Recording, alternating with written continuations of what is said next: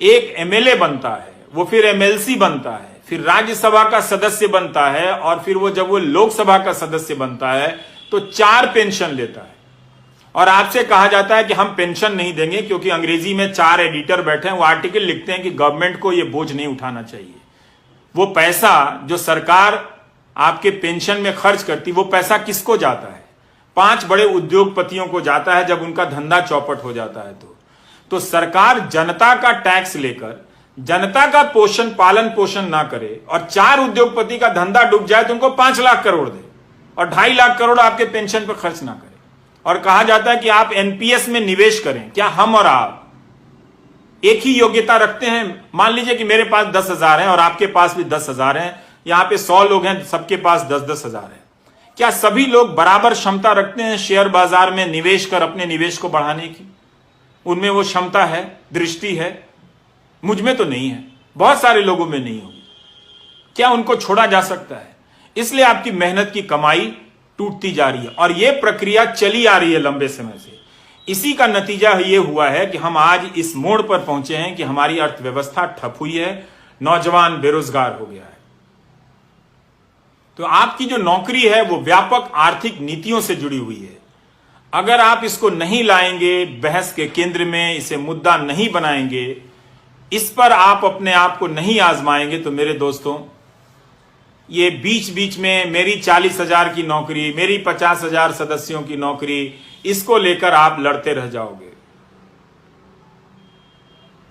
कोई फायदा नहीं होगा। 17 सितंबर को आपने इतना बड़ा आंदोलन किया, कोई फायदा नहीं हुआ। आप मेरी बात को सुनो, मेरे बारे में जो अफवाहें फैला रहे हैं वो फैलाते रहें। आईटी सेल का यही काम है। उनको मालूम है कि मैं बुनियादी सवाल कर रहा हूं और ये वो सवाल है जो 2017 से उठाने के कारण मेरा मजाक उड़ाया जाता है, पर मैं जानता हूं कि ये गलत हो रहा है। इसका शिकार मैं भी हूं।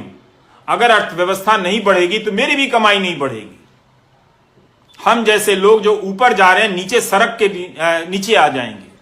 और आपको तो जीवन में 10 साल या 5 साल के लिए ऊपर जाने का भी मौका नहीं मिलेगा। मुझे तो मिला भी, लेकिन मेरे जैसे बहुत कम लोग हैं और आप जैसे जो मुझसे ज्यादा काबिल हैं, आप लोगों को एक सिस्टम की नीतियों के तहत बर्बाद किया गया। आप समझिए इस बात को। आपको जिसका भी समर्थक रहना है बनिए, लेकिन रोजगार के सवाल पर जुनून पैदा कीजिए, धर्म के सवाल पर नहीं, जाति के सवाल पर नहीं, वरना आप बेरोजगारी के दौर से गुजरते हुए बुढ़ापे में जाएंगे और तब आपके लिए वो 1,000 रुपए सामाजिक सुरक्षा के लिए होंगे, जिसे प्रधानमंत्री ऐसे बताते हैं जैसे 1 करोड़ रुपए उनकी झोली में डाल दिया हो। अपना पेंशन बता दें विधायकों का या सांसदों का, उसकी तुलना में अब आप और हम रिटायर होंगे तो 5,000 रुपया पेंशन नहीं होगा हमारा। हम कैसे जिएंगे, ये हमारा सवाल है। ऐसा नहीं है कि सरकार के पास पैसा नहीं है। अगर सरकार 10-10 लाख करोड़ रुपए बड़े उद्योगपतियों के बेलआउट पे खर्च कर सकती है, जो संख्या में सिर्फ 10 होते हैं या 100 होते हैं, तो सारे सरकारी कर्मचारियों को सरकार पेंशन दे सकती है। आपने 20 साल का यह दौर बिना पेंशन का देख लिया।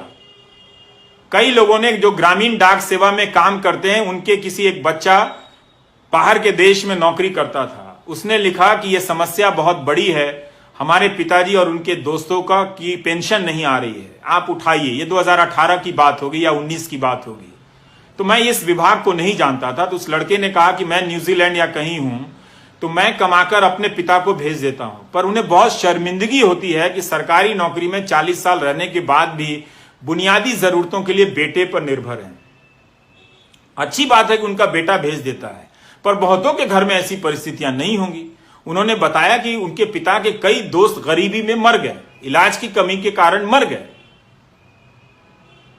ये कब तक आप गोदी मीडिया का न्यूज चैनल और आईटी सेल देख देख कर ये तमाशा करेंगे? कब तक होने देंगे? इससे आपको क्या मिला?